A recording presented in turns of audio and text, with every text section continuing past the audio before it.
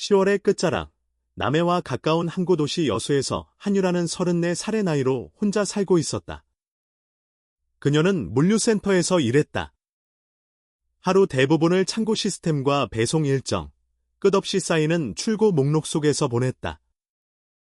일은 단순했지만 끊임없이 속도를 요구했다. 퇴근은 늘 늦었고, 집은 그저 잠을 자고 다음 날을 준비하는 공간에 가까웠다.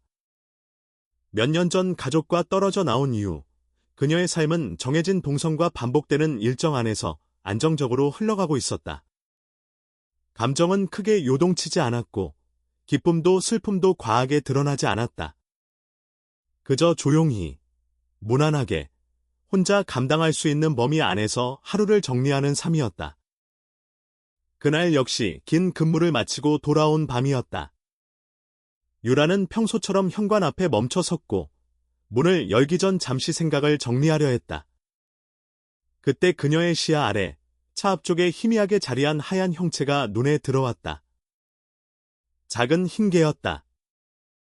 몸집은 말랐고 털은 젖어 엉켜 있었다. 한국 토종견 특유의 곧은 귀와 길게 빠진 주둥이, 그리고 지나치게 또렷한 눈빛이 눈에 남았다. 진돗개였다. 새하얀 털빛은 쉽게 더러워졌을 법했지만 이상하게도 그 눈빛만큼은 흐려지지 않았다. 그 개는 도망치지 않았다. 주변을 두리번거리지도 않았다. 마치 그 자리를 오래 지키고 있었던 것처럼, 혹은 그 집을 알고 찾아온 것처럼 가만히 있었다. 유라는 이유를 설명할 수 없었지만 그 눈빛에 거부감이 들지 않았다. 누군가를 시험하듯 버티는 시선이 아니라 이미 결정을 내린 존재의 시선 같았다. 그녀는 집 안으로 들어가 남은 음식 일부를 가져왔다. 특별한 계획은 없었다. 그저 배가 고파 보였기 때문이었다. 개는 음식을 받아들였고 허겁지겁 삼키지 않았다.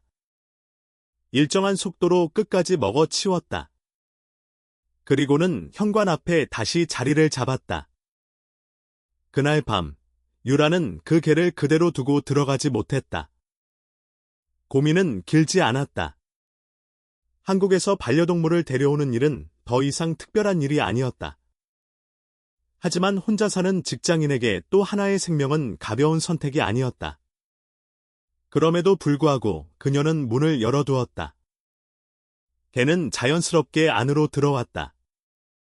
그 순간부터 그녀의 집은 혼자만의 공간이 아니게 되었다. 그녀는 그 개에게 베코라는 이름을 붙였다. 흰 털과 단단한 인상을 떠올리며 지은 이름이었다.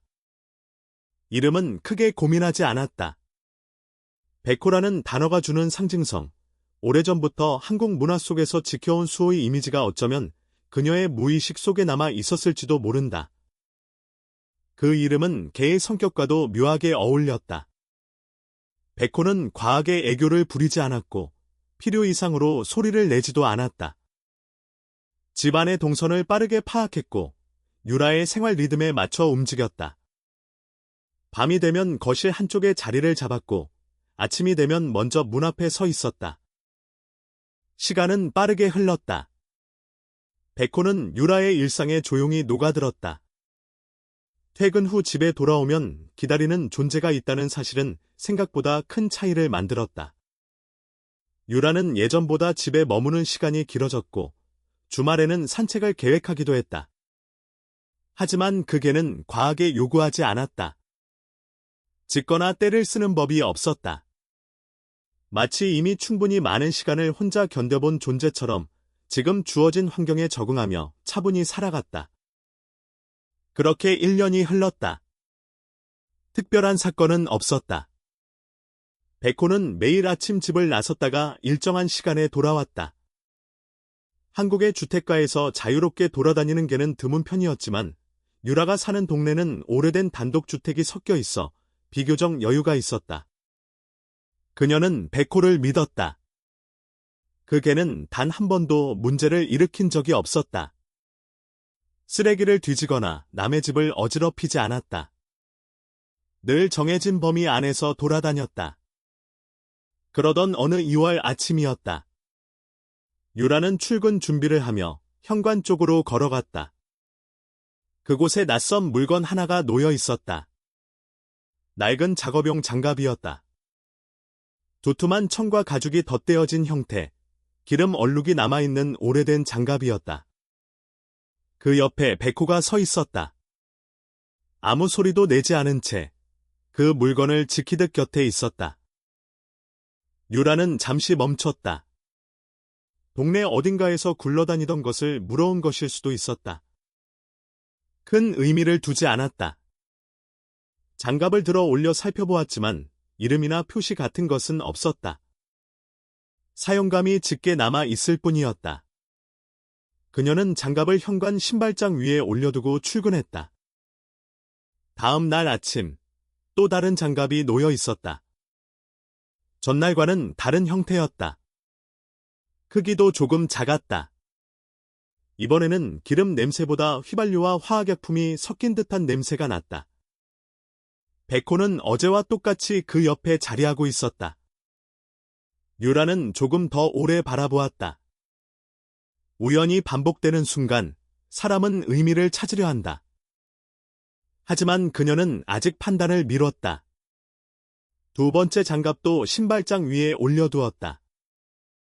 셋째 날, 넷째 날, 다섯째 날 매일 아침 하나씩 늘어났다. 장갑은 모두 달랐다. 색도, 크기도, 다른 부분도 제각각이었다. 단 하나 공통된 점은 모두 오래 사용된 작업용 장갑이라는 사실이었다. 누군가가 오랜 시간 일을 하며 손에 끼고 있었을 법한 흔적이 선명했다. 유라는 일주일이 되던 날, 장갑 6개를 나란히 정리해 두었다. 무언가 의도된 반복처럼 느껴졌다. 그녀는 이웃 몇 명에게 조심스럽게 물어보았다. 혹시 장갑을 잃어버린 적이 있는지. 모두 고개를 저었다. 누군가는 웃었고, 누군가는 의아해했다. 진돗개가 장갑을 물어온다는 이야기는 흔하지 않았다. 보통은 신발이나 양말, 혹은 장난감을 물어오는 경우가 많았다. 작업용 장갑이라는 점이 이상했다. 백호는 계속해서 같은 패턴을 유지했다. 아침이 되면 외출했고, 돌아올 때는 늘 장갑 하나를 가지고 왔다. 현관 앞에 내려놓은 뒤, 그 자리를 떠나지 않았다. 마치 그 물건을 단순히 가져온 것이 아니라 보여주고 있다는 인상을 남겼다. 유라는 점점 그 시선을 의식하게 되었다. 장갑을 바라보는 시선이 아니라 그녀의 반응을 확인하는 시선이었다. 12번째 아침이 다가올 때까지 패턴은 끊기지 않았다. 장갑은 하나씩 늘어갔고 신발장 위는 점점 복잡해졌다. 유라는 더 이상 이것을 장난으로 넘길 수 없다고 느꼈다. 백호가 의미 없이 반복할 존재가 아니라는 것을 1년 동안 지켜보며 알게 되었기 때문이다. 그 개는 불필요한 행동을 하지 않았다. 모든 움직임에는 이유가 있었다. 그녀는 장갑들을 다시 한번 정리했다. 낡은 천, 가죽의 갈라진 부분, 얼룩의 형태를 하나씩 확인했다. 이 장갑들이 어디에서 나왔는지, 왜 하나씩만 가져오는지, 왜 멈추지 않는지 생각이 이어졌다. 백호는 그 곁에서 조용히 있었다. 조급해하지도, 포기하지도 않았다. 유라는 그때 처음으로 불안을 느꼈다. 이것이 단순한 수집이 아니라면 그 끝에는 무엇이 있을지 알 수 없었다. 하지만 동시에 묘한 확신도 스며들었다. 백호가 괜한 방향으로 그녀를 끌고 가는 존재가 아니라는 믿음이었다. 그 개는 처음 만났을 때부터 선택하듯 다가왔고 1년 동안 단 한 번도 그녀를 실망시키지 않았다. 현관 앞에 쌓여가는 장갑들은 침묵 속의 신호처럼 느껴졌다. 반복은 우연이 아니었다. 12개가 채워지기 전까지 그녀는 그 의미를 완전히 이해하지 못했다. 그러나 분명한 것은 하나였다. 이 이야기는 여기서 끝나지 않는다는 사실이었다. 12번째 장갑이 놓인 아침 이후에도 패턴은 멈추지 않았다. 한유라는 신발장 위에 가지런히 정리된 장갑들을 다시 한번 세어보았다. 서로 다른 크기, 서로 다른 재질, 서로 다른 다름의 방향. 누군가의 손에 오래 붙어 있었던 흔적이 고스란히 남아 있었다. 백호는 그 옆에 조용히 있었다. 조급함도, 들뜸도 없었다. 다만 반복된 행동을 끝까지 완수하겠다는 태도만이 남아 있었다. 그녀는 그날 출근 준비를 하면서도 계속해서 장갑을 떠올렸다. 물류센터에서 일하는 동안에도 머릿속 한쪽은 계속 현관 앞에 놓여있던 물건들에 묶여 있었다. 반복은 의도라는 생각이 점점 또렷해졌다. 백호는 1년 동안 단 한 번도 의미 없는 행동을 한 적이 없었다. 쓰레기를 뒤지지도 않았고 남의 집 앞에서 문제를 일으키지도 않았다. 외출 시간도 일정했고 귀가 시간도 거의 변하지 않았다. 그런 개가 12날 동안 같은 유형의 물건을 가져온다는 것은 단순한 장난이나 충동으로 설명되기 어려웠다. 그녀는 퇴근 후 집에 돌아오자마자 장갑들을 바닥에 펼쳐놓았다. 하나씩 간격을 두고 배열했다. 혹시라도 공통된 표시가 있는지, 같은 회사에서 나온 것인지, 특정 업종과 연관이 있는지 생각했다. 그러나 브랜드나 로고는 모두 달랐다. 누군가의 개인 소지품이었을 가능성이 높았다. 하지만 왜 한 짝씩만 있었는지는 설명되지 않았다. 장갑은 늘 한쪽뿐이었다. 짝이 맞는 두 개가 동시에 나온 적은 없었다. 다음 날 아침, 13번째 장갑이 추가되었다. 유라는 더 이상 놀라지 않았다. 오히려 예상하고 있었다는 듯 침착했다. 백호는 장갑 옆에 서 있었고 그녀를 바라보고 있었다. 그 시선은 변하지 않았다. 무언가를 확인하려는 듯 그녀의 반응을 읽으려는 듯한 눈빛이었다. 유라는 출근을 미루고 잠시 앉아 있었다. 한국 사회에서 반려견은 가족과 같은 존재로 여겨지지만 동시에 통제되어야 하는 존재이기도 하다. 개의 행동에는 반드시 이유가 있어야 한다고 믿는 문화가 자리 잡고 있다. 훈련, 규칙, 책임. 그녀는 백호를 그런 기준 안에서 이해해왔다. 그렇다면 지금의 반복도 분명 이유가 있을 것이라고 판단했다. 그날 저녁, 그녀는 집 근처를 천천히 걸으며 주변을 다시 살폈다. 오래된 주택과 소규모 공장이 섞여 있는 동네였다. 낮에는 조용하지만 과거에는 작은 공장들이 가동되던 지역이었다. 혹시 장갑들이 그런 공간에서 나온 것은 아닐지 생각이 이어졌다. 그러나 백호가 정확히 어디를 다니는지는 여전히 알 수 없었다. 그녀는 단지 그 개를 믿어왔을 뿐 뒤를 밟아본 적은 없었다. 14번째 장갑이 놓인 아침, 그녀는 더 이상 지켜보기만 할 수 없다는 결론에 도달했다. 단순한 수집이라면 이미 멈췄어야 했다. 백호는 같은 행동을 기계처럼 반복하는 존재가 아니었다. 15번째 장갑이 더해지자 신발장 위는 더 이상 정리된 상태로 유지되기 어려웠다. 물건이 쌓일수록 압박감도 함께 커졌다. 백호는 변함없이 차분했다. 장갑을 내려놓고는 일정한 거리를 두고 앉아 있었다. 마치 그 물건이 자신의 것이 아니라 전달해야 할 메시지인 것처럼 보였다. 유라는 그 점이 가장 신경 쓰였다. 개가 단순히 물어온 것이 아니라 의도적으로 보여주고 있다는 느낌. 그리고 자신이 아직 그 의도를 이해하지 못하고 있다는 사실. 그녀는 16번째 장갑이 놓인 날 밤, 결정을 내렸다. 더 이상 추측만으로 시간을 보내지 않기로 했다. 한국에서 유기견 구조 이야기는 자주 들려오지만 실제로 현장을 마주하는 일은 쉽지 않다. 누군가는 외면하고, 누군가는 신고하고, 누군가는 그냥 지나친다. 유라는 자신이 어느 쪽에 속해 있는지 생각했다. 지금까지는 그냥 지나치는 쪽에 가까웠다. 하지만 백호가 반복을 멈추지 않는 이상 자신도 멈출 수 없다고 느꼈다. 다음 날 아침, 17번째 장갑이 추가되었다. 그녀는 장갑을 들어 올려 한참 바라보았다. 두꺼운 천이 달아 속이 드러난 부분, 손가락 끝이 갈라진 흔적. 누군가가 오랫동안 노동을 하며 사용했을 물건이었다. 장갑이 모인 숫자가 늘어날수록 한 가지 생각이 또렷해졌다. 이 물건들은 한 장소에서 모아졌을 가능성이 높다는 점이었다. 서로 다른 사람이 흘린 물건이 무작위로 모였다기보다는 한 곳에 쌓여 있었던 것들이 순차적으로 옮겨지고 있다는 느낌이었다. 베코는 여전히 같은 시간에 외출했고 같은 시간에 돌아왔다. 유라는 그 패턴을 떠올렸다. 만약 특정 장소에서 가져오는 것이라면 그곳은 이 동네에서 크게 벗어나지 않았을 것이다. 걔가 하루에 왕복할 수 있는 거리 아니어야 했다. 그녀는 머릿속으로 반경을 그렸다. 집을 중심으로 걸어서 10여 분 이내의 범위.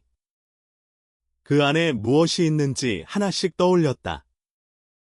오래된 공장 부지, 폐쇄된 창고, 몇 년째 사용되지 않는 작업장. 동네 끝에는 예전 철공소가 있었다는 이야기를 들은 적이 있었다. 최근 몇 년 사이 문을 닫았다고 했다. 그러나 그녀는 그 건물에 직접 가본 적이 없었다. 평소에는 관심을 둘 이유가 없었기 때문이다. 18번째 장갑이 놓인 아침, 그녀는 더 이상 망설이지 않았다. 베코가 현관 앞에 서 있었고 장갑은 그 옆에 있었다. 유라는 장갑을 집어들지 않았다. 대신 베코를 바라보았다. 걔의 눈빛은 달라지지 않았다. 조용하지만 단단한 확신이 담겨 있었다. 그녀는 그 확신을 따라가 보기로 했다. 출근 시간을 늦추는 일은 쉽지 않았지만 그녀는 상사에게 개인 사정을 이유로 잠시 양해를 구했다. 한국 직장 문화에서 갑작스러운 일정 변경은 부담이지만 그날만큼은 다른 선택이 없다고 느꼈다. 집으로 돌아온 뒤 그녀는 장갑들을 모두 상자에 담았다. 숫자를 세어보니 18개였다. 그 무게가 생각보다 묵직했다. 단순한 물건 이상의 의미가 쌓여 있었다. 베코는 조용히 문 앞에 서 있었다. 유라는 깊이 생각하지 않았다. 이미 결정은 내려진 상태였다. 반복된 신호를 더 이상 무시하지 않겠다는 선택. 19번째 장갑이 놓이기 전에 그 출처를 확인하겠다는 의지. 그녀는 베코의 패턴을 떠올렸다. 아침 외출 직후가 가장 적절한 시간일 것이라 판단했다. 걔는 목적지를 향해 직선적으로 움직일 가능성이 높았다. 그동안은 믿음만으로 지켜봤지만 이제는 직접 확인해야 할 차례였다. 그날 밤, 유라는 거의 잠들지 못했다. 불안과 기대가 뒤섞였다. 만약 아무것도 없다면? 만약 단순한 우연이었다면? 그러나 18개의 장갑은 우연이라는 설명을 거부하고 있었다. 반복은 의도였다. 그리고 의도는 반드시 방향을 가진다. 새벽이 가까워질 무렵, 그녀는 준비를 마쳤다. 더 이상 머릿속에서만 추측하지 않기로 했다. 베코가 문 앞에 섰고 현관은 조용히 열렸다. 그녀는 뒤따를 준비를 마쳤다. 반복된 신호의 끝이 어디인지 직접 확인하기 위해. 새벽 공기가 아직 완전히 밝아지지 않은 시간, 한유라는 현관 안쪽에 서 있었다. 18개의 작업용 장갑은 상자에 담겨 거실 한편에 놓여 있었다. 더 이상 물건을 세는 일에 의미를 두지 않기로 한 순간이었다. 이제는 숫자가 아니라 방향이 중요했다. 베코는 이미 문 앞에 자리하고 있었다. 평소와 다르지 않은 태도였지만 그날만큼은 유라가 먼저 준비되어 있었다. 문이 열리자 베코는 익숙한 경로로 나아갔다. 한유라는 일정한 거리를 유지하며 뒤를 따랐다. 1년 동안 신뢰해온 존재였지만 이렇게 의도를 확인하기 위해 뒤를 밟는 것은 처음이었다. 한국의 반려문화에서 보호자는 책임을 진다. 그러나 그 책임은 통제만을 의미하지 않는다. 신뢰 역시 책임의 일부였다. 유라는 지금 그 신뢰를 시험하고 있었다. 백호는 주택가를 지나 동네 끝으로 향했다.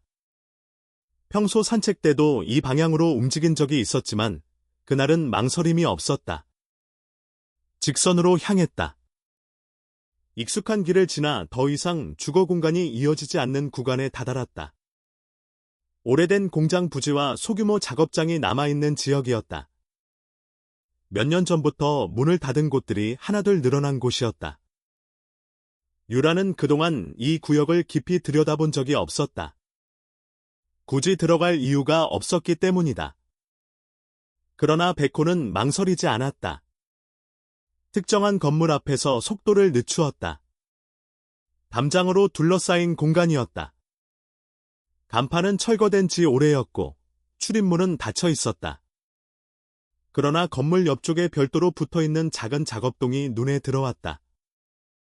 셔터는 거의 내려와 있었지만 바닥과의 사이에 좁은 틈이 남아 있었다. 백호는 주저하지 않았다. 틈 아래로 몸을 낮추어 안으로 들어갔다. 유라는 몇 초간 멈춰 서 있었다. 이 순간이 단순한 확인이 아니라는 것을 직감했다. 18개의 장갑이 여기까지 이어진 이유가 분명히 있을 것이라는 생각이 확신으로 굳어졌다. 그녀는 주변을 살폈다. 인기척은 없었다. 이곳은 이미 오랫동안 사용되지 않은 공간처럼 보였다. 그러나 사용되지 않는 공간이라고 해서 아무 일도 일어나지 않는 것은 아니었다. 한국의 도시 외곽에는 이렇게 관리의 사각지대에 놓인 공간이 적지 않다. 유라는 셔터 하단을 들어 올릴 수 있는 만큼 들어 올렸다. 완전히 개방되지는 않았지만 몸을 숙이면 들어갈 수 있는 높이였다. 안으로 들어선 순간 공기가 바뀌었다. 먼지와 기름, 오래된 금속 냄새가 섞여 있었다. 그러나 그녀의 시선은 곧바닥으로 향했다. 흩어져 있는 물건들 사이에서 익숙한 형태가 눈에 들어왔다. 작업용 장갑들이었다. 수십 개는 되어 보였다. 종류는 제각각이었지만 모두 사용감이 짙었다. 일부는 먼지에 덮여 있었고 일부는 비교적 최근에 놓인 것처럼 보였다. 유라는 숨을 고르며 장갑들을 바라보았다. 18개가 집에 있었고 이곳에는 그보다 훨씬 많은 수가 남아 있었다. 백호가 매일 한 개씩 가져왔다는 사실이 더욱 또렷해졌다. 이곳에서 하나를 선택해 물고 나갔다는 뜻이었다. 반복은 충동이 아니라 의도적인 선별이었다. 그 순간 아주 희미한 소리가 들렸다. 처음에는 환청이라 생각했다. 그러나 두 번째로 이어진 소리는 분명했다. 낮고 약한 울음이었다. 힘이 빠진, 거의 끊어질 듯한 소리였다. 유라는 즉시 소리의 방향을 찾으려 했다. 작업대 뒤쪽, 목재가 쌓여있는 구석에서 미세하게 울림이 이어졌다. 그녀는 쌓여있던 판재들을 하나씩 옮겼다. 급하게 움직이지 않으려 애썼다. 무언가가 그 사이에 끼어 있다는 감각이 분명했다. 판재가 치워질수록 공간이 드러났다. 벽과 자재 사이에 좁은 틈이 있었다. 그 틈 안에 작은 형체가 웅크리고 있었다. 하얀 털이 희미하게 보였다. 진돗개였다. 그러나 성견이 아니었다. 아직 성장하지 않은 어린 개였다. 몸집은 작았고 움직임은 거의 없었다. 스스로 빠져나올 수 없는 구조였다. 벽은 매끄러웠고 틈은 몸을 돌리기 어려울 만큼 좁았다. 외부로 나올 길이 차단된 상태였다. 유라는 잠시 멈추었다. 18개의 장갑이 머릿속을 스쳐 지나갔다. 백호가 매일 하나씩 가져온 이유가 한순간에 연결되었다. 이곳에 무엇이 있는지 누군가가 알아야 한다는 사실을 전달하기 위해 반복을 이어온 것이었다. 장갑은 단서였다. 그 물건들이 쌓여있는 장소로 그녀를 이끌기 위한 신호였다. 그녀는 조심스럽게 손을 뻗어 어린 개를 끌어냈다. 몸은 가벼웠고 체온은 낮았다. 반응은 미약했지만 생명은 유지되고 있었다. 베코는 조금 떨어진 곳에서 지켜보고 있었다. 그 눈빛은 처음 장갑을 내려놓던 때와 다르지 않았다. 다만 이번에는 기다림이 끝났다는 조용한 확신이 담겨 있었다. 유라는 상황을 빠르게 정리했다. 이곳은 오랫동안 방치된 공간이었다. 누군가 일부러 이 틈에 가둔 흔적은 보이지 않았다. 아마도 어미와 떨어져 들어왔다가 빠져나오지 못한 것으로 보였다. 그러나 이유가 무엇이든 방치되었다면 결과는 하나였을 것이다. 시간이 조금만 더 흘렀다면 생존 가능성은 낮아졌을 것이다. 그녀는 어린 개를 안고 밖으로 나왔다. 베코는 앞서 나아갔다. 이곳을 떠나는 동선 역시 망설임이 없었다. 유라는 걸음을 재촉했다. 집으로 돌아가는 동안 머릿속에는 여러 생각이 교차했다. 구조는 단순한 선행이 아니었다. 이후의 책임이 뒤따른다. 병원 진료, 회복, 보호. 모든 결정은 현실적인 부담을 동반한다. 그러나 그 부담을 계산하기에는 이미 늦었다는 사실을 인정해야 했다. 베코가 반복을 멈추지 않았던 이유가 눈앞에 있었다. 18개의 장갑은 이 작은 생명을 대신해 외친 구조 요청이었다. 만약 그녀가 더 늦게 움직였다면 반복은 계속되었을 것이다. 아니면 어느 순간 멈추었을지도 모른다. 그 결과가 무엇이었을지는 생각하고 싶지 않았다. 집에 도착한 뒤 유라는 즉시 동물병원에 연락했다. 응급진료가 필요하다고 판단했다. 한국에서 반려동물 의료 체계는 비교적 잘 갖추어져 있지만 비용과 시간은 보호자의 몫이다.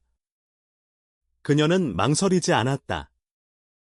베코는 집 안에 들어온 뒤에도 조용히 자리를 지켰다. 새로운 존재를 향해 경계하지도 과하게 다가가지도 않았다. 병원에서 기본 검진이 이루어졌다. 심각한 외상은 없었지만 탈수와 영양 결핍이 확인되었다.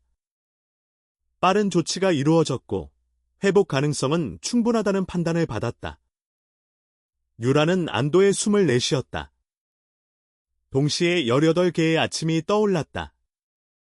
그 시간 동안 베코는 한 번도 멈추지 않았다. 집으로 돌아온 뒤 그녀는 어린 개를 따뜻한 공간에 눕혔다. 아직 이름은 정하지 않았다. 우선 회복이 우선이었다. 베코는 일정한 거리를 두고 지켜보고 있었다. 그 모습은 낯설지 않았다. 처음 집에 들어왔을 때도, 새로운 환경에 적응할 때도 늘 같은 태도였다. 조용하지만 단단한 존재감. 유라는 그날 밤 깊은 생각에 잠겼다. 자신이 구조한 것이 아니라 이끌려왔다는 사실을 인정했다. 보호자는 자신이라고 생각했지만 실상은 베코가 방향을 제시했다. 반복은 단순한 습관이 아니라 전략이었다. 한 번에 이해되지 않으면 여러 번 반복해 결국 알아채게 만드는 방식. 18개의 장갑은 헛되지 않았다. 반복은 의미를 만들었고 의미는 행동으로 이어졌다. 그리고 그 행동은 한 생명을 건져 올렸다. 유라는 어린 개를 바라보며 앞으로의 책임을 받아들였다. 이 이야기는 이제 막 시작되었을 뿐이었다. 병원에서 돌아온 이후 한유라는 집 안의 질서를 새로 정리해야 했다. 어린 진돗개는 아직 기력이 충분하지 않았지만 생존 가능성은 분명했다. 탈수와 영양 결핍이라는 진단은 그녀에게 시간의 무게를 실감하게 했다. 조금만 더 늦었더라면 결과는 달라졌을 것이다. 베코가 18번 반복한 이유가 그만큼 절박했다는 사실이 뒤늦게 체감되었다. 집 안에는 새로운 긴장감이 감돌았다. 이전까지 이 공간은 유라와 베코의 일정한 리듬으로 유지되어 왔다. 출근, 귀가, 조용한 저녁, 규칙적인 산책.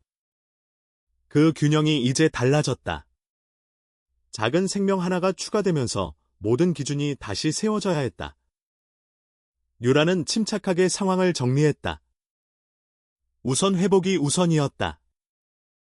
먹이, 수분 보충, 체온 유지, 안정. 동물병원에서 안내받은 내용들을 하나씩 실행했다. 베코는 여전히 거리를 유지하고 있었다. 낯선 존재가 집안에 들어왔지만 경계하거나 불안해하는 기색은 없었다. 오히려 처음부터 알고 있었던 것처럼 조용히 지켜보고 있었다. 유라는 그 태도에서 다시 한번 확신을 얻었다. 이 모든 과정이 우연이 아니라는 사실, 베코가 이미 상황을 이해하고 있었다는 사실. 어린 개는 며칠 동안 큰 움직임이 없었다. 눈은 뜨고 있었지만 반응은 느렸다. 유라는 업무를 조정해 집에 머무는 시간을 늘렸다. 한국에서 직장인이 갑작스럽게 개인 사정을 이유로 일정을 바꾸는 것은 부담이 따르지만 이번만큼은 선택의 여지가 없었다. 그녀는 상사에게 솔직하게 상황을 설명하지는 않았지만 필요한 조치를 취했다. 책임은 감정이 아니라 행동으로 드러난다고 믿었기 때문이다.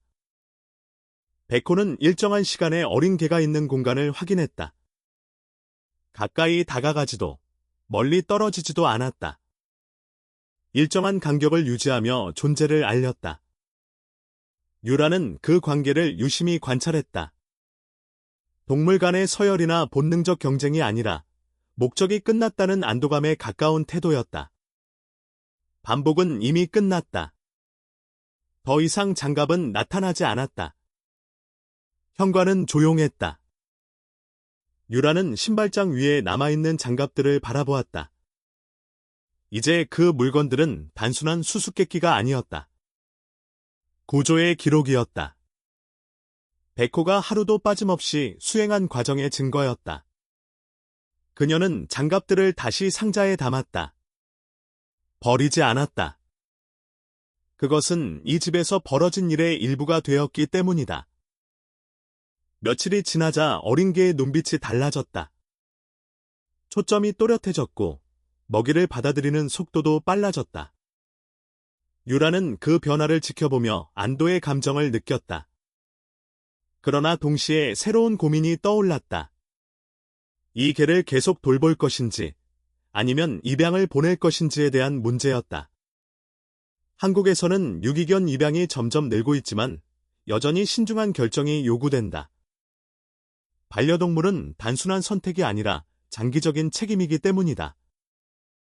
그녀는 스스로에게 질문을 던졌다. 이미 한 마리를 돌보고 있는 상황에서 또 하나의 생명을 감당할 수 있을지. 현실적인 비용과 시간, 생활 패턴의 변화. 그러나 질문은 쉽게 결론으로 이어지지 않았다. 베코가 보여준 행동이 계속해서 떠올랐다. 만약 그녀가 이 아이를 다시 다른 곳으로 보내버린다면 베코의 반복은 무엇이 되었을지 생각하게 되었다. 어린 개는 점점 기운을 회복했다. 작은 소리로 존재를 알리기 시작했고 주변을 인지하는 반응도 빨라졌다. 아직 완전히 자유롭게 움직이지는 못했지만 생존 의지는 분명했다. 유라는 이름을 고민했다. 구조 당시에는 우선순위가 아니었지만 회복이 안정 단계에 들어서자 이름을 붙여야 한다는 생각이 들었다. 이름은 존재를 인정하는 행위이기 때문이다. 그녀는 한참을 고민한 끝에 호두라는 이름을 떠올렸다. 크지 않은 몸집, 단단한 생명력, 그리고 베코와 이어지는 느낌. 이름을 부르는 순간 이 아이가 임시보호 대상이 아니라 가족의 일부로 자리 잡고 있다는 사실을 스스로 인정하게 되었다. 베코는 변화에 순응했다. 호두가 내는 작은 소리에도 과하게 반응하지 않았다. 유라는 그 모습에서 다시 한번 생각하게 되었다. 베코는 단순히 한 생명을 구한 것이 아니라 이 집의 방향을 바꾼 존재였다. 1년 동안 조용히 신뢰를 쌓았고 그 신뢰 위에서 반복을 시작했다. 그리고 끝까지 멈추지 않았다. 유라는 자신이 얼마나 늦게 깨달았는지 떠올렸다. 장갑이 3개, 4개, 5개로 늘어날 때까지도 우연이라 여겼다. 6개가 되었을 때조차 심각하게 받아들이지 않았다. 12개가 넘어가고서야 불안을 느꼈고 18개가 되었을 때 행동으로 옮겼다. 그 사이 백호는 하루도 빠짐없이 같은 일을 반복했다. 호두의 상태는 점점 안정되었다. 병원 재검에서 회복 경과가 좋다는 이야기를 들었다. 유라는 집으로 돌아오는 길에 스스로에게 분명한 결론을 내렸다. 이 아이를 다시 다른 곳으로 보내지 않겠다고. 구조는 일시적 동정이 아니라 지속적인 책임이어야 한다는 생각이 자리 잡았다. 집에 돌아온 뒤 그녀는 백호를 바라보았다. 백호는 여전히 같은 자리에 있었다. 장갑이 놓이던 현관은 이제 비어 있었다. 더 이상 신호를 보낼 필요가 없었다. 목적은 달성되었다. 유라는 그 의미를 천천히 받아들였다. 보호자는 자신이라고 생각했지만 실제로는 백호가 이 집의 결정을 이끌었다는 사실. 호두는 이제 먹이를 스스로 찾을 수 있을 만큼 회복되었다. 움직임도 안정되었고 반응도 빨라졌다. 집 안의 공기는 달라졌다. 조용했던 공간에 새로운 리듬이 더해졌다. 유라는 그 변화를 부담으로 느끼지 않았다. 오히려 오랫동안 멈춰있던 감정이 다시 흐르기 시작한 듯한 느낌을 받았다. 그녀는 장갑 상자를 다시 꺼냈다. 하나씩 꺼내어 바라보았다. 18개의 흔적. 반복의 기록. 만약 백호가 3번에서 멈췄다면, 혹은 5번에서 포기했다면 자신은 끝내 따라가지 않았을 것이다. 끈질김이 결국 방향을 바꾸었다. 백호는 조용히 누워 있었다. 그 존재는 여전히 단단했다. 유라는 그날 밤 처음으로 마음 깊이 감사함을 느꼈다. 구조는 우연이 아니었다. 반복과 신뢰가 만들어낸 결과였다. 이제 이 집에는 2마리의 진돗개가 있었다. 하나는 길에서 선택처럼 나타났고 하나는 반복 끝에 발견되었다. 이야기는 단순한 구조에서 끝나지 않았다. 책임이 시작되었고 선택이 확정되었다. 그리고 그 모든 과정의 출발점에는 18개의 작업용 장갑이 있었다. 더 이상 현관 앞에 놓이지 않는 물건들. 그러나 그 의미는 사라지지 않았다. 호두가 집에 들어온 지 일주일이 지나자 변화는 분명해졌다. 처음에는 숨만 붙어 있는 듯 미약했던 반응이 점차 또렷해졌다. 사료를 받아들이는 속도가 빨라졌고 눈빛에는 경계 대신 호기심이 깃들기 시작했다. 한유라는 그 과정을 지켜보며 안도와 긴장을 동시에 느꼈다.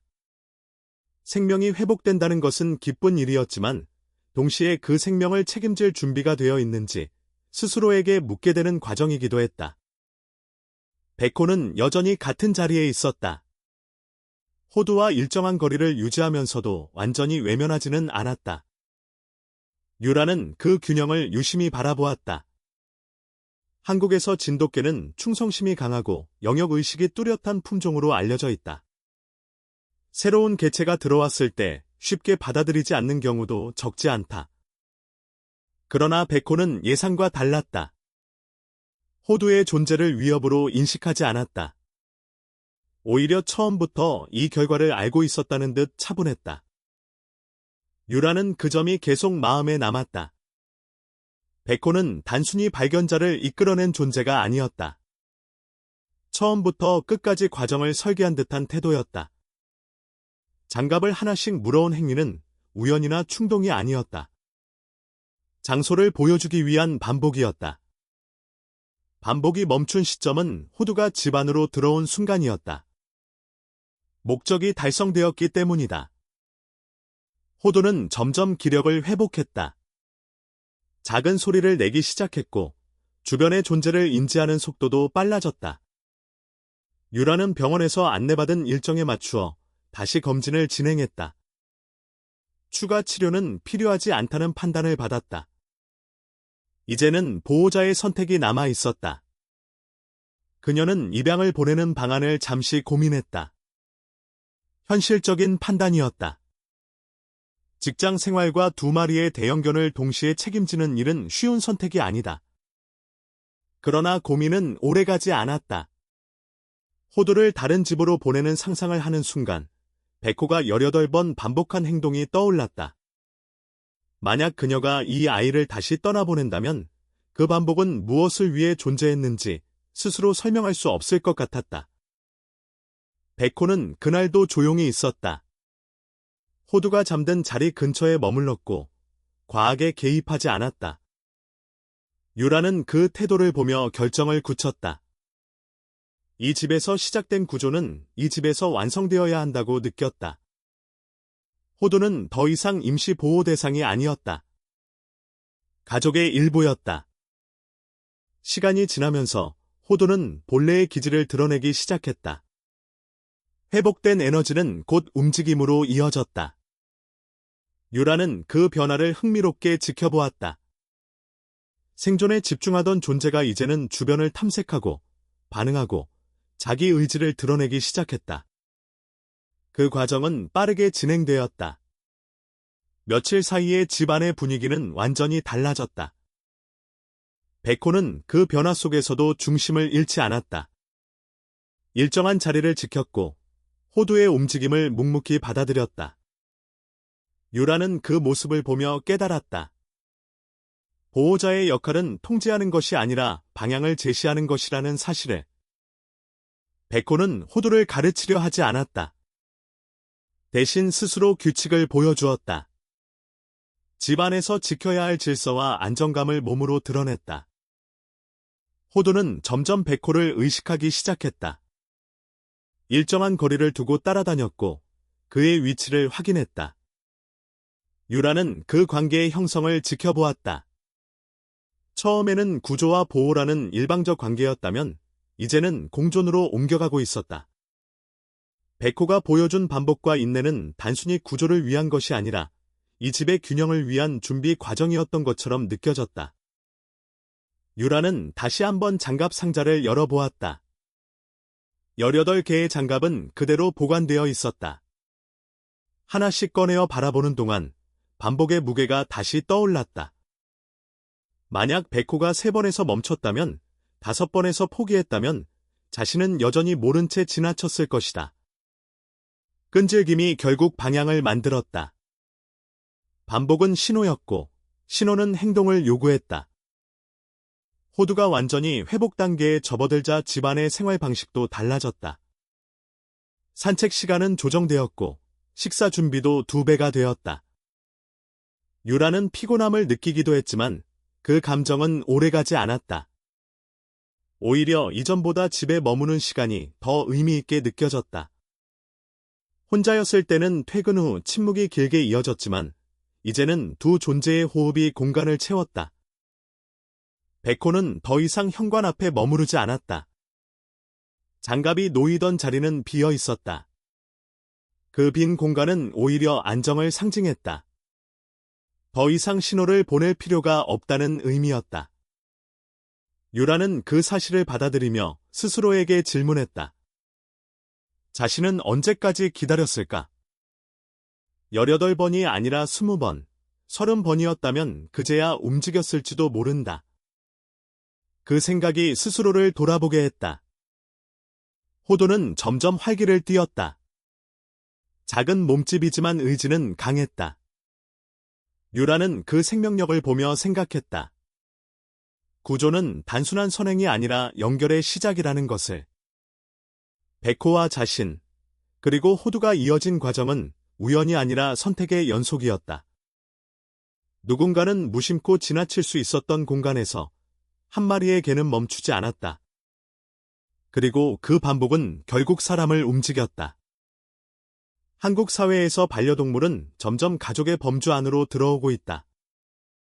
그러나 여전히 유기와 방치는 존재한다. 유라는 그 현실을 뉴스로만 접해왔다. 직접 마주하기 전까지는 먼 이야기였다. 하지만 이제는 달랐다. 자신이 그 현장에 있었고 반복을 따라가 구조를 실행했다. 그것은 단순한 사건이 아니라 삶의 방향을 바꾸는 경험이었다.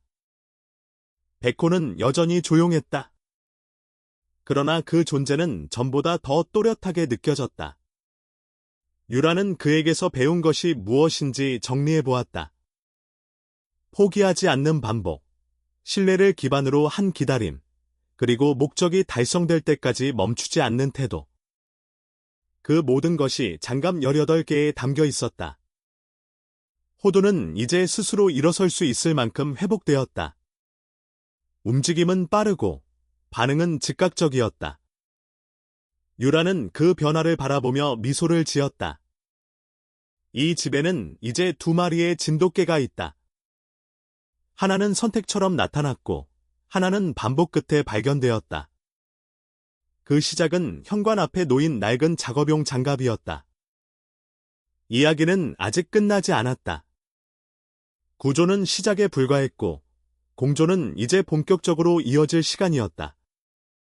유라는 그 변화를 받아들이며 앞으로의 일상을 준비했다. 반복이 만들어낸 결과는 분명했고 그 결과는 더 이상 되돌릴 수 없는 선택이 되었다. 호두가 완전히 기력을 되찾았다는 확신이 들기까지는 시간이 조금 더 필요했다. 겉으로 보이는 활기와 달리 한유라는 그 회복이 일시적인 반응이 아닐지 계속해서 확인했다. 사료 섭취량을 기록했고 병원에서 안내받은 기준에 맞추어 변화를 비교했다. 작은 체중 증가와 반응, 속도의 차이까지 놓치지 않으려 했다.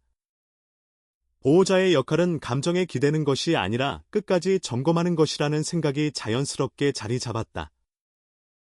백호는 그 과정을 방해하지 않았다.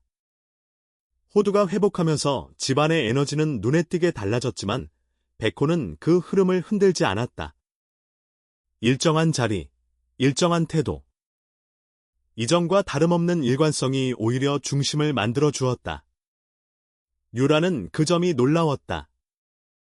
대부분의 개는 자신의 영역에 변화가 생기면 예민해지기 마련이다. 그러나 백호는 자신이 해야 할 일을 이미 끝낸 존재처럼 안정되어 있었다. 호두가 스스로 먹이를 찾고 물을 마시고 반응을 빠르게 보이기 시작하자 새로운 단계가 시작되었다. 생존이 아니라 적응의 단계였다. 집안의 규칙을 배우는 시간이었다. 유라는 그 과정에서 서두르지 않았다. 훈련을 강요하지도 않았다. 대신 백호가 보여주는 일상을 기준으로 삼았다. 규칙은 말로 가르치는 것이 아니라 반복으로 익히는 것이라는 사실을 백호가 먼저 증명해 보였기 때문이다. 호두는 점점 더 자주 백호의 위치를 확인했다. 그가 머무는 공간을 의식했고 일정한 거리를 두고 따라다녔다. 유라는 그 관계가 형성되는 과정을 관찰했다.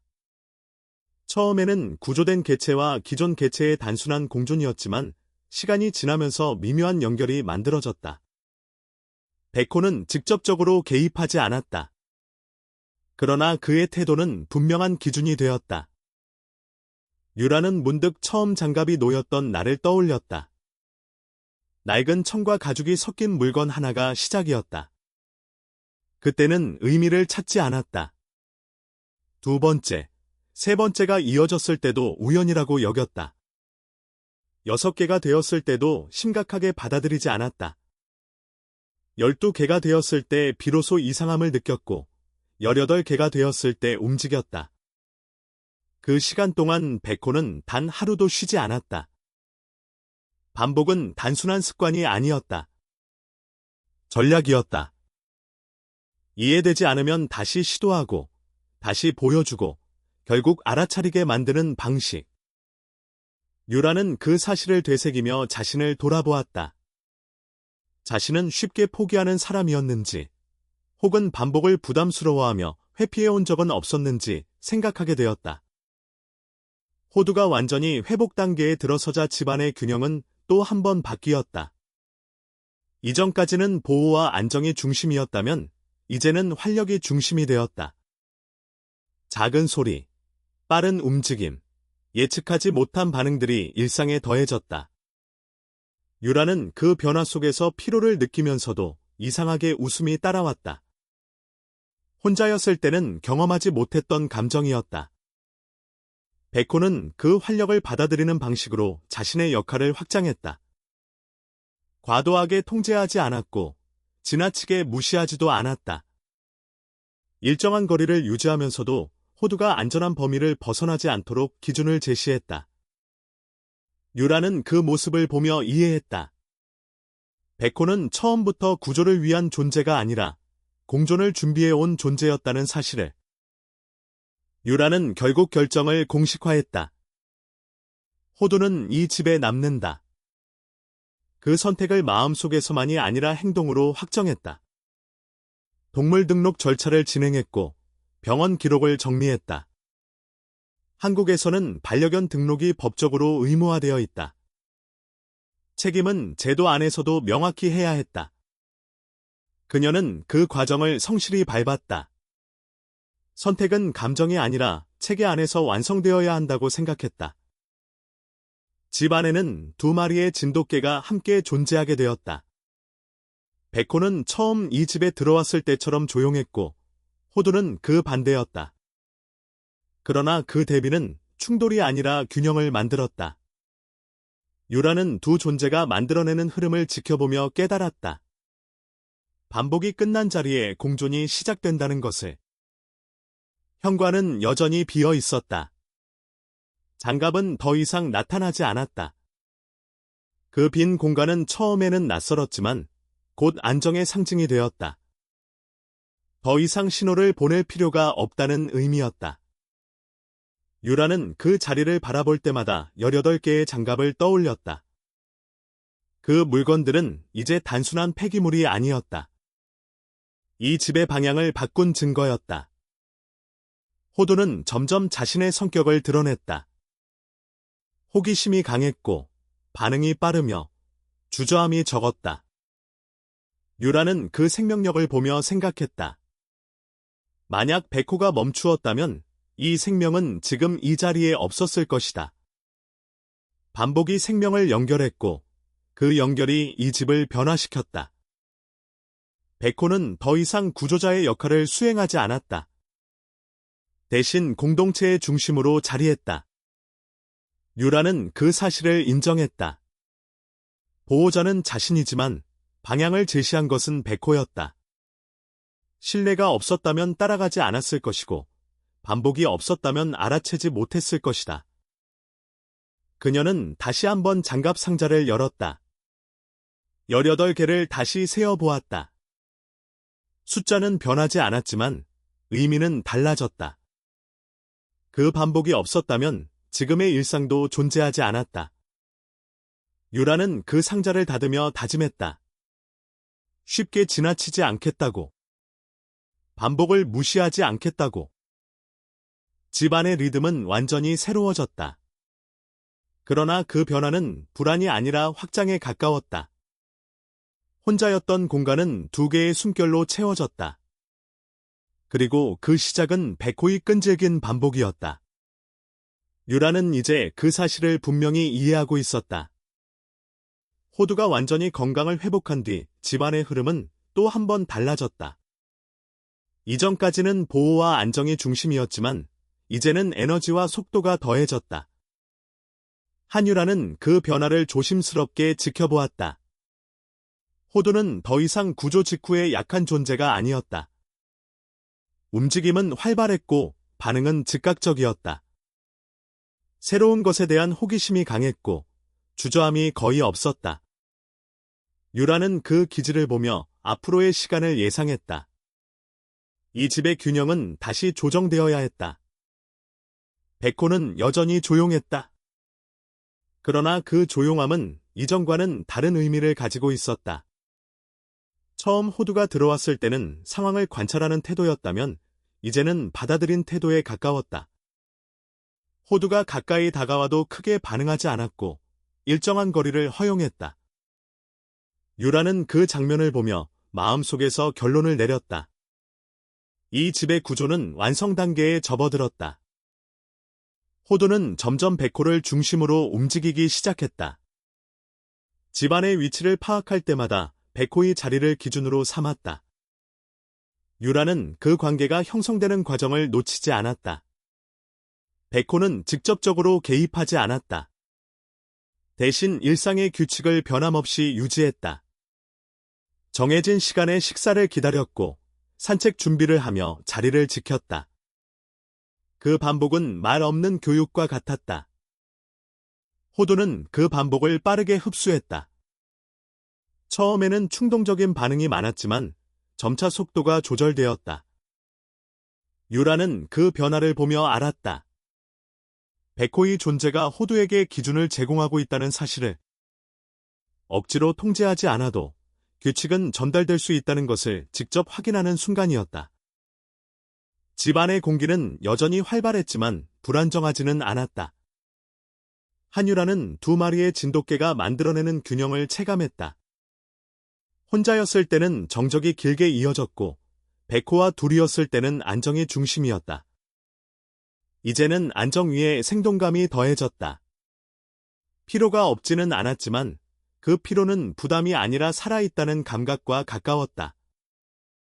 어느 날 호두가 집안을 빠르게 돌아다니던 순간 백호의 꼬리에 관심을 보이기 시작했다. 유라는 그 상황을 지켜보았다. 작은 몸집이었지만 에너지는 넘쳤다. 백호는 즉각적으로 반응하지 않았다. 잠시 상황을 바라보는 태도를 유지했다. 유라는 그 침묵 속에서 결정을 읽을 수 있었다. 단호하게 밀어내는 대신 받아들이는 선택을 한 것이다. 호두는 백호를 장난감처럼 대했다. 경계도 두려움도 없었다. 유라는 그 모습에서 깨달았다. 구조 직후의 약한 존재는 사라졌고 이제는 자신감을 가진 개로 변하고 있다는 사실에. 그리고 백호는 그 변화를 허용했다. 그 허용은 단순한 인내가 아니라 이 집에서 함께 살아갈 준비를 마쳤다는 신호였다. 한유라는 그 장면을 보며 가슴이 묵직해졌다. 18개의 장갑이 떠올랐다. 그 반복이 없었다면 지금의 모습도 없었을 것이다.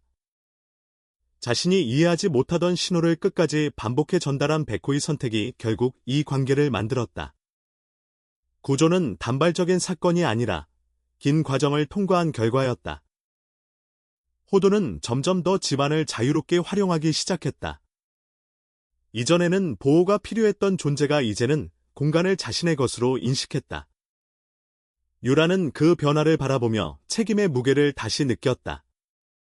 두 마리의 생명을 동시에 돌본다는 것은 단순히 먹이를 주고 산책을 시키는 일이 아니었다.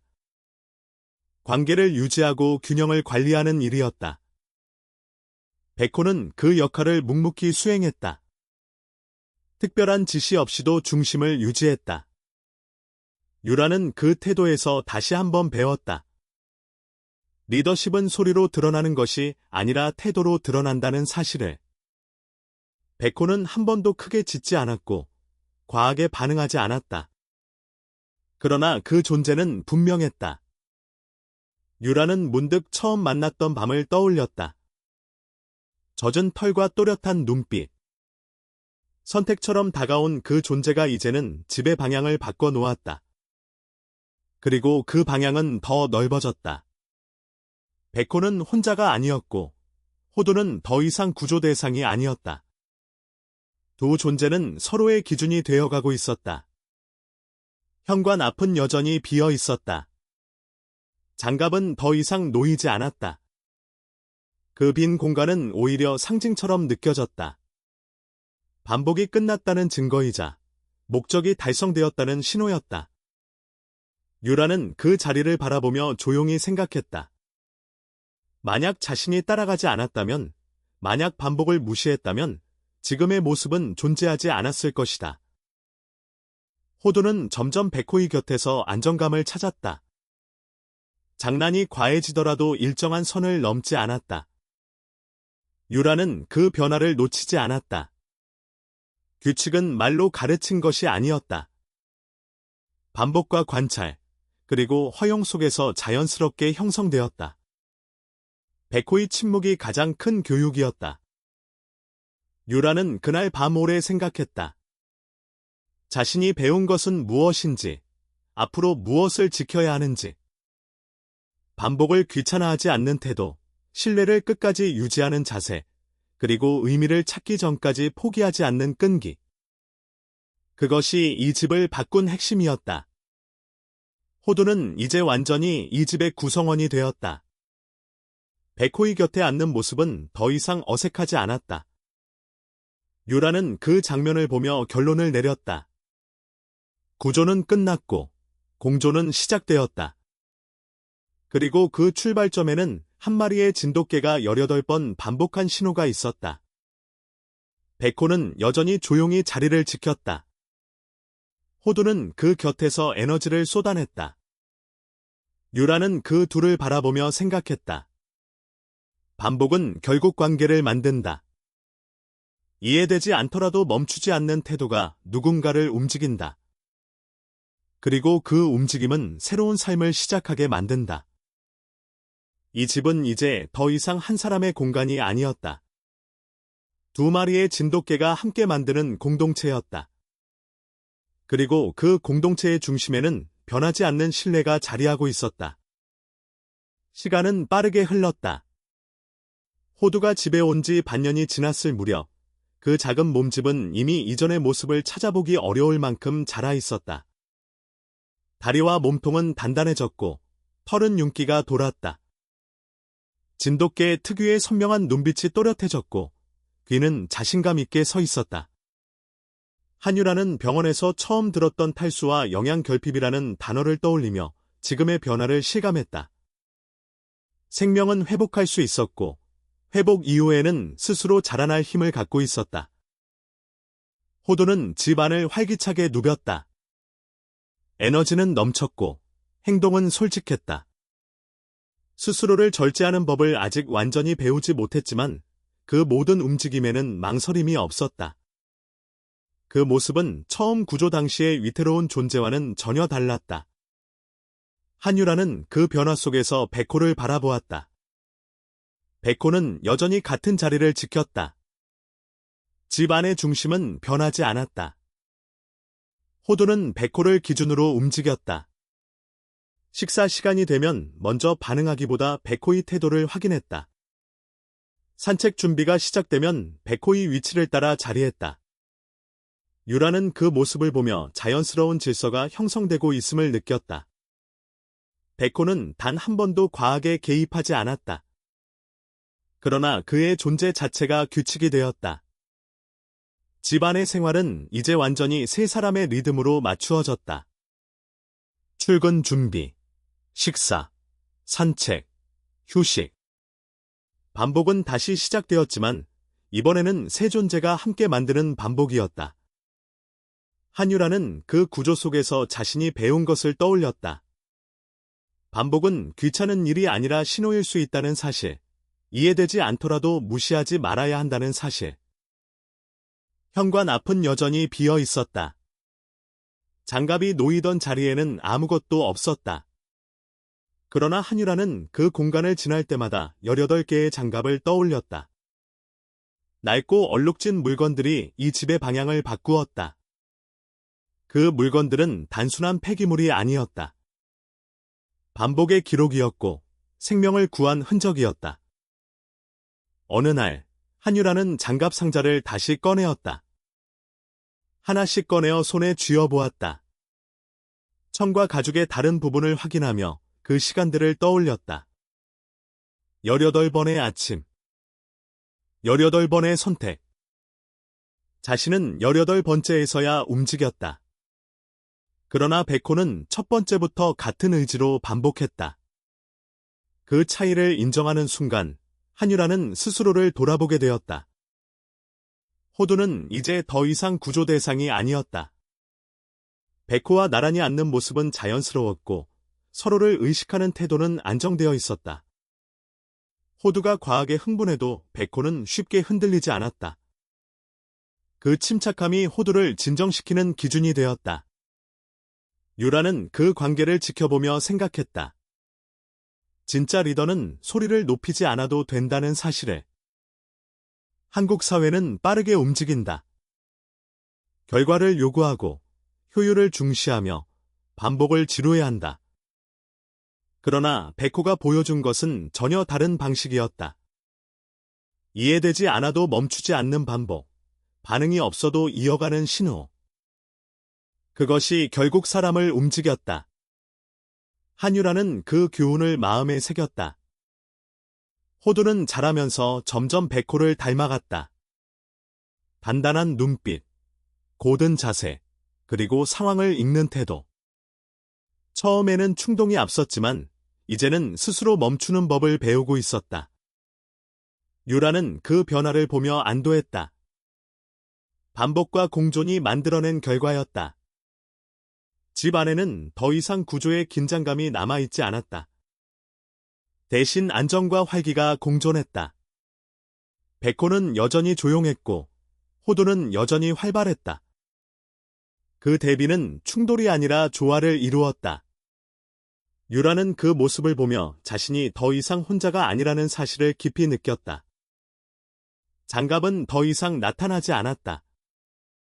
목적은 이미 달성되었다. 반복은 멈추었고 관계는 완성되었다. 유라는 문득 생각했다. 만약 그때 자신이 따라가지 않았다면, 혹은 반복을 귀찮게 여겨 무시했다면 지금의 일상은 존재하지 않았을 것이다. 작은 신호를 놓치지 않았다는 사실이 지금의 평온을 만들었다. 백호는 가끔 현관 앞에 앉아 있었다. 그러나 그 자리는 더 이상 신호를 보내는 공간이 아니었다. 그저 집을 지키는 자리였다. 유라는 그 모습을 바라보며 조용히 다짐했다. 자신도 반복을 두려워하지 않겠다고. 누군가의 신호를 가볍게 여기지 않겠다고. 호두는 점점 더 당당해졌다. 그러나 그 당당함은 혼자만의 것이 아니었다. 백호와 함께 만들어낸 안정 위에서 자란 자신감이었다. 유라는 그 관계를 보며 깨달았다. 생명은 혼자서 완성되지 않는다. 연결 속에서 자라고 반복 속에서 단단해진다. 18개의 장갑은 이제 상자 속에 보관되어 있다. 그러나 그 의미는 여전히 살아있다. 반복은 때로는 귀찮고 이해되지 않지만 그 안에는 누군가의 절박함이 담겨 있을 수 있다. 백호는 말을 하지 않았다. 대신 행동을 반복했다. 그리고 그 반복은 한 생명을 구했고 한 사람의 삶을 바꾸었다. 한유라는 이제 알고 있다. 우리가 쉽게 지나치는 신호 속에 누군가의 도움 요청이 숨어 있을 수 있다는 사실에, 이해되지 않는 반복을 무시하지 않는 태도가 세상을 바꿀 수 있다는 사실에, 그리고 가장 작은 행동이라도 끝까지 이어가면 결국 누군가의 삶을 살릴 수 있다는 사실에, 삶은 거창한 결단으로만 바뀌지 않는다. 때로는 낡은 작업용 장갑 하나에서 시작된다. 그리고 그 장갑을 하루도 빠짐없이 물어나르는 끈질김이 누군가의 마음을 움직인다. 끝까지 포기하지 않는 반복은 결국 의미를 만든다. 그 의미를 알아차리는 순간 우리는 이전과 다른 사람이 된다. 존경하는 여러분께 깊은 인사를 드립니다. 오늘 이 이야기에 마음을 내어주시고 끝까지 함께해 주신 데 대하여 진심으로 감사의 말씀을 전합니다. 여러분의 관심과 경청이 있었기에 이 이야기는 단순한 사건이 아니라 서로를 돌아보게 하는 의미 있는 시간으로 완성될 수 있었습니다.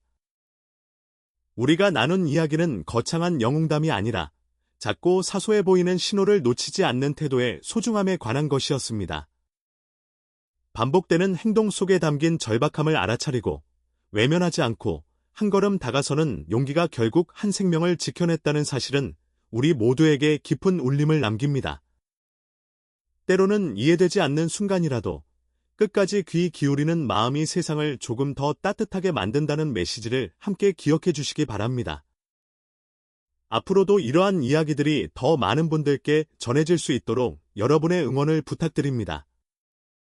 이 이야기가 마음에 남으셨다면 아래에 여러분의 생각과 느낀 점을 남겨주시고 공감을 눌러주시기 바랍니다. 또한 채널을 구독해 주시면 큰 힘이 됩니다. 여러분의 작은 참여가 더 의미 있는 이야기로 이어질 수 있습니다. 다시 한번 깊이 감사드리며 앞으로도 따뜻한 시선으로 함께해 주시기를 바랍니다.